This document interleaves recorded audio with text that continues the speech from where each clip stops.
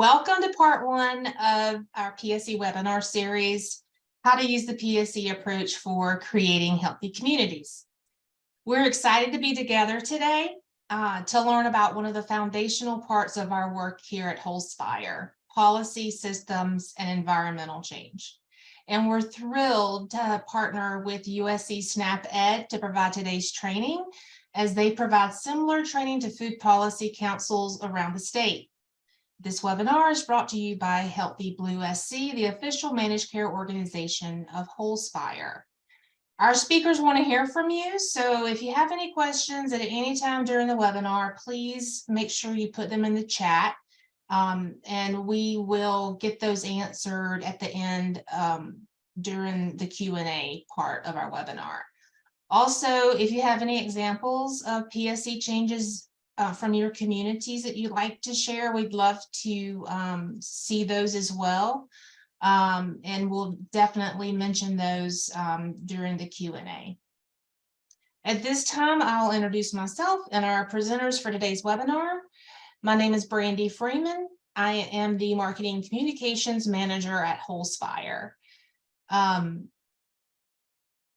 Ashley Page Bookhart is a program coordinator with USC SNAP Ed and provides technical assistance around policy, systems, and environmental change strategies to several local food policy councils, libraries, and community gardens across the state. Ashley received her BA from Converse College, now known as Converse University, and her master's in social work from the University of South Carolina. Zach Hermstadt, I hope I pronounced that correct, Zach, is a program coordinator with USC SNAP Ed and provides training and technical assistance to communities interested in starting and sustaining local food policy councils rooted in equity and inclusion. Employing a food justice lens, he conducts community-based research and program implementation, examining the intersection of community food systems, food policy, and improving access to fresh, local, sustainably grown, and culturally appropriate food. Kelsey Sanders is the Community Relations Manager at Holzfire. She works closely with coalitions across the state to increase access to healthy choices through a PSE approach. She's worked in public health in South Carolina for nearly 10 years. She received her master's in public health at the University of Pittsburgh and her BS from Michigan State University in nutritional services. If everyone is ready, we're going to get started with Kelsey Sanders from Holzfire. All right, thank you, Brandy. So in today's webinar, we'll be learning about the definitions of policy, systems, and environmental changes, and you'll also hear examples of each of those. And for some of you, that might be a very familiar concept. For others, this may be brand new. So before we dive into the definitions of each of those individually, I wanted to provide just a general overview of what does PSE mean. So we're going to use this definition. Essentially, PSE is a way of changing the environment to make healthy choices available to all community members. And when we're looking at the health of a community, data often helps us to see where it would be best to focus our work. But knowing how to address the health challenges that we face in each of our communities can be overwhelming. So here is a model that can help us to think through the different factors that impact health. So I'm going to start at the bottom and go all the way up to the top of each of the levels of this model. So this is called the socio-ecological model. You maybe have seen it before. Don't let it intimidate you. It's not that big of a deal, but I do think it can help us kind of think through the different ways to approach health and changing health in our community. So starting at the bottom is the individual level. That's knowledge, attitudes, and skills, essentially kind of getting at our personal preferences, our likes and our dislikes. So for example, if we were at an event that served both sweet tea, soft drinks, as well as water, what choice would you make as an individual? So that's that individual knowledge. Maybe you know that sugar sweetened beverages can elevate your blood sugar and over time can lead to type 2 diabetes. And so you lean more towards water. And so your individual knowledge gave you the skill to make that choice. So that's that individual base. And then the next level up we have here is interpersonal. So that's thinking about our families, friends, social networks, again, the people that we interact with on a regular basis. So when you do get together with your family, with your friends, what types of activities do you guys like to do together? So when your friends call you and say, let's get together this weekend, is it to go to a movie theater and eat popcorn and drink soda? Which of course, there's nothing wrong with doing an activity like that. But you can see how over time, having social interpersonal networks that prefer that type of more sedentary activity compared to having friends or social circles that also enjoy more active activities. So they may be going for a walk or a bike ride or a hike. You can see how those different interpersonal relationships impact our health behaviors. The next level up is the organizational level. And that is looking at the organizations and social institutions that we interact with in our lives. So for adults, that could be our workplace. For children, that could be their schools. It could be a faith-based organization or some type of club that you're a part of. Again, also including those social institutions. So you can see how your organizations that you interact with also impact our individual health behaviors. And then moving up, one more is to community. So these are the relationships between organizations. Community can be a little bit hard to define, but oftentimes the community can be thought of as sort of what is the culture that you're surrounded in your community? Is your community a place that values health and well-being? Are most of your events geared towards that? Are there opportunities to be physically active? Or does your community have values that compete with that and make it more difficult to choose maybe healthy behaviors? And then lastly, at the very top up there is the public policy. So you can see how it sort of wraps around all the other ones. Public policy tends to be considered having the biggest influence, you could say. So those national, state, local laws and regulations that impact the community and the organizational, the interpersonal, and then finally the individual level. So a public policy at the state level, it could be something like our state has a complete streets policy. And that supports safety and mobility for all types of users on the road, not just cars, but things like cyclists and pedestrians. At the federal or national level, it could be, what types of policies do we have in our country about school lunches? So what are the policies that impact the types of food that kids are eating in the school setting? So there's all types of examples of what that can look like. And this model, I think, really does help us to see, again, there are many factors that impact health. And the PSE approach really focuses on those top 3 levels of this socioecological model. And that is because, as you can see, those tend to be the most impactful, as in impact the most number of people. Not more important than the individual or interpersonal, but they tend to have a bigger impact, as in impact more people. So that is sort of a general overview of that PSE approach. Again, PSE focuses on the top 3 levels: public policy, community, and organizational level. So now I'm going to go ahead and turn it over to Ashley, and she's going to share a little bit more specifically about what does that policy work. Thanks so much, Kelsey, and good morning, everyone.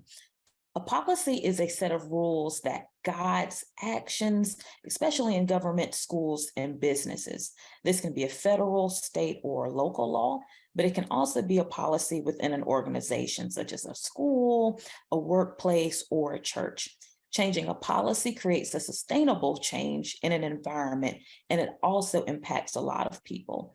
One example of a policy is a healthy meeting policy. So Whole Stop Spire has such a policy that requires a physical activity break after every 60 minutes of meeting time. So I'm sure some of you on the webinar today are a part of some of those Whole Spire chapters, and you're getting that physical activity in after every hour.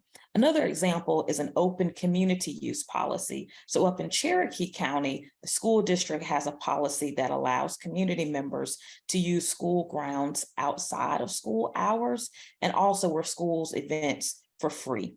This creates access to physical activity for children as well as adults. Elderly community members can use parking lots or walking tracks, and children can use the playgrounds. For many people, gym and personal trainers are not accessible due to cost. I'm sure we can all attest to the inflation as so many items have gone up in price over the past few years. And so this policy really helps address that barrier. Another example is up in Greenville, is they have a citywide grocery store business license incentive. Live Well Greenville and other advocates advocated to change the city's business license structure to encourage more grocery stores to build in low food access neighborhoods. This policy allows for new grocery store businesses to have their business license fee waived for the first 5 years. Current grocery stores in these areas will pay a 50% reduced business license fee over the next 5 years. Advocates in Greenville hope this new policy will lead to new grocery stores in low food access areas across the city. Cities are already looking into replicating Greenville's grocery store business license incentive, as the city of Columbia is exploring the idea of implementing a similar policy. So I always think it's important. Sometimes we don't have to replicate ideas within communities. We can learn from best practices of others to implement something similar. Now I'm going to turn it over to Zach, who will talk a little bit more about systems change. Thanks, Ashley. System is a group of connected parts that work together to form a whole. Systems change involves changes to the way something operates and impacts all parts of something. So system could be any number of things, from a community to a church, to a family, to a school. And taking that school example, for instance, there are several connected parts that make up the entire school, including teachers, students, administrators, the building itself, the playground, et cetera, et cetera. Another common example is when a farmer's market or roadside stand purchases the equipment for and becomes licensed to accept SNAP and EBT or WIC vouchers or seniors farmers market vouchers. And this changes the market system and minimizes cost as a barrier to fresh, locally grown produce. And I wanted to highlight one final example of a systems change that is currently underway on college campuses throughout Columbia. The Columbia Food Policy Committee worked with FoodShare SC and representatives from Allen University, Benedict College, Columbia College, and USC to introduce a no-cook produce box on these campuses. FoodShare now offers a no-cook produce box that's specifically tailored to the needs of students, many of whom are not easily able to prepare produce in their current living situations. With the help of grant funding, these boxes are available free of charge. And this systems change provides an additional way for students to regularly access free, fresh produce, while also learning about basic needs services offered throughout the campus. Now I'm going to turn it back over to Kelsey to share about environmental change. All right, so the last part of PSE change is environmental change. Sorry, I lost my spot for a second. So an environment is the surroundings and conditions in which we live. The environment in which we live has a great influence on our abilities to eat healthy and our level of physical activity. Teaching people to eat healthy and exercise is very important, but often it can be useless if they are faced with an environment that does not support healthy habits. So I'm going to give a few examples, and would just love to remind everybody that as you're listening to what environmental changes can look like, if you have an example from your organization or community or a systems or a policy change, we'd love to see that in the chat. So I'll get into some of our examples now. So the first is the Marion County Story Walk. So Marion County had an existing trail called the Marion Hike Bike Trail, and the local library requested put in an application for a story walk. So if you're not familiar, a story walk is when you take a book, the pages of a book, and put them into these stands here, and essentially spread the pages out of a book over the course of a trail. So it's an incentive to get families, kids especially, out to utilize the trail and to take advantage of that story walk. So you're incorporating physical activity as well as an educational component. But I think it is good to hear examples of environmental change that are to enhance an existing environmental resource versus also just creating a new one. So creating a trail would be an environmental change, but so is enhancing an existing trail. So that's an example from the Marion Hike Bike Trail. We have another example in Marion County that I don't have a picture for, but they did some work in Marion County to add a community garden on Broad Street. So I know there's a lot of interest in communities across our state for community gardens. So that would be considered an environmental change. So that would be changing the environment to increase access to healthy foods by increasing access to fresh produce. So obviously a garden that is free and accessible to as many community members as possible is going to make the biggest impact. But this is where we would fit gardens and community gardens into a PSE approach, is under environmental change. The next example that I'm going to share with you is from the former Eat Smart Move More Barnwell County Coalition. So they also applied for some funding for a mini grant to actually build a disc golf course in their community. So I thought this was a good example. I think there's a lot of sort of ones that come to mind quickly when it comes to environmental change, things like adding a park or adding a trail or something like that. But just that this is a little bit more unique. Adding a disc golf course would also be an environmental change. I don't even know what they're called because I never played disc golf, but the course, they're permanently stuck into the ground, and they do make that environmental change and increase access and interest in physical activity. So if looking at data shows you that maybe there is a lower physical activity rate in teens or tweens, a survey might indicate that they're interested in something like disc golf. So disc golf is lower impact. It is a way to get out moving and active without necessarily participating in like a sports team or something like that. So this was an exciting project, the first and only disc golf course that we've ever been a part of at Holzfire, but it's a great resource in that county. And the last example that we have for environmental change is the West Columbia Food Policy Council did some work to identify areas of need for access to healthy foods. And they ended up adding roadside stands to North Columbia and West Columbia / Casey. So this is a great way to increase access to produce without necessarily having to create a new farmer's market or get a grocery store in. A roadside stand can sort of pop up, but it can change the environment and the landscape to increase access to that fresh produce. So that is our last example. And I think I'm going to turn it back over to Brandy. Thanks, Kelsey. That and Ashley and Zach, that's some great information that you've provided. We're ready to move into the question and answer portion of the webinar. So if you have any questions, please put them in the meeting chat and we'll get to them. In the meantime, Kelsey, can you tell us a little bit about how programs and events fit into the PSE approach?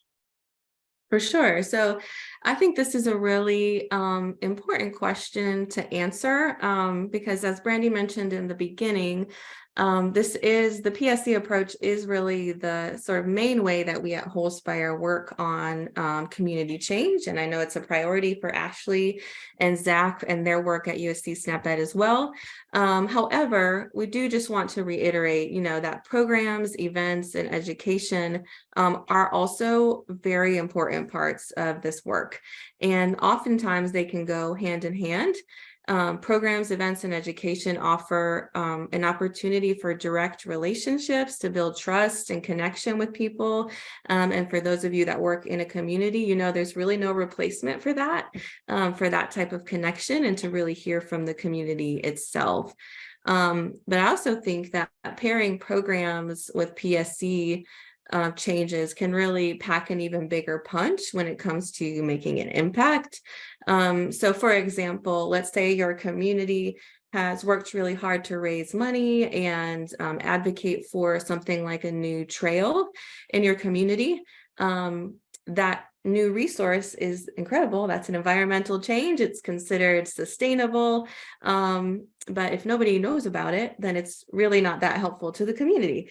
So doing something like hosting a 5K or something like that is that sort of lower on the socio-ecological model. It's a event type of intervention, but it can really help raise awareness of this new resource in the community and get people over the barrier of trying out a new location. Because that can be, if you're used to going to one place to be active, that can be a real challenge. Or if you're not used to using trails, this could be an opportunity to raise awareness of it and get people to start to utilize that resource. Another example could be something like, a systems change where a farmer's market begins to accept SNAP is awesome. Again, it's considered that sustainable big picture change, but it would be even more impactful if that farmer's market had something like cooking demos or even educational classes where people are not only getting access to the produce, but they're learning how to cook it in a way that is really healthful and is a true value to themselves and to their families. So just want to reiterate that although it is really a priority for both of our organizations to use this PSE approach, if your coalition or organization does more of that program, event, direct education, there's certainly a place for it in community work. And we want to say that, it really is valuable. And in fact, when paired with PSE, we think it just makes the maximum impact. So just want to make that point and make sure that that is clear for everyone who's on the webinar. Great. Hello, I have a very easy question. Kelsey, you can answer this since you just mentioned PSE. Can you just remind everyone what PSE stands for? Sure. Yeah, no problem. So PSE is just an easier way for us to say a policy, system, or environmental change. So that's what we're talking about. So sometimes we do talk about it as just the PSE approach. And what we mean is, if you can visualize at the beginning of the webinar, that socio-ecological model, what we mean is that we are intervening at those top 3 layers of the model, trying to create environments that increase access to healthy choices and encourage healthy behaviors. Thank you. I have a question for Zach. And this comes from me, not from someone in the audience. Zach, when you were talking about systems, you mentioned an example of college campuses and the food access partnership between Food Share and the different colleges. When Kelsey was talking about environmental change, she had mentioned a roadside farmers market stand. How is the stand not a systems change? Like, what's the difference? That's a really good question, actually, and something that I think touches on a really important point, which is that, when we do separate these into these different buckets of policy, systems, and environmental change, but there can be some overlap. And especially when you're talking about systems change versus something like environmental change. So I really like to think about it as a difference in the scope of what we're focusing on. If you recall, an environment is the surroundings, the conditions in which we live, whereas a systems change is a group of connected parts that work together to form a whole. So when you think about it, the environment can be, and almost always is, a part of a system. So when we look at the college food share example, we're focusing on the impact that the PSE has on the entire system rather than just one aspect of the system. So the goal in this example is for college food share to really have a systems-wide impact on a college or university. So not just to be offering, a food box or a way to access produce. That's one important part of it, but also for it to have other effects on campus, such as spurring conversations around basic needs, to offer it at some of the campuses are offering a pickup spot to be at their food pantry. So kind of interweaving this food share program with that service. It's also, I think at USC, for example, we have a number of different individual colleges within the university that are very excited about the program and are offering food share boxes. So for instance, we have the School of Social Work, we have the School of Law, we also have the food pantry, all participating in this college food share strategy. And so, and each one approaching it slightly differently, but still as a unified whole.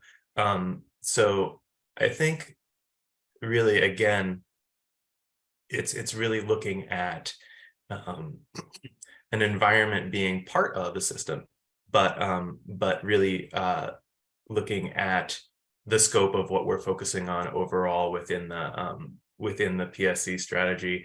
And honestly, there are times when I know when Ashley and I are getting together and kind of talking through different PSE strategies, where we still have to we do have to literally talk through and decide, yeah, does this make more sense to classify it as a policy, as a systems and environmental change strategy? And sometimes, it can be more than one thing, and you really kind of just you focus on the one that makes the most sense in the situation. But yeah, I hope that helps answer it a little bit. Yes, it does. Thank you so much for that explanation. All right, we're almost finished here. I don't have any other questions at this time, but you still have opportunities to get your questions in the chat. We do have 2 upcoming opportunities available for you related to policy systems and environmental change. The first is a follow-up webinar, part 2, on June the 15th. And this one will be focused on PSE implementation and resources. You can register now. Registration is open, and I just put the registration link in the chat. So we would love to have you back for part 2 of this webinar series.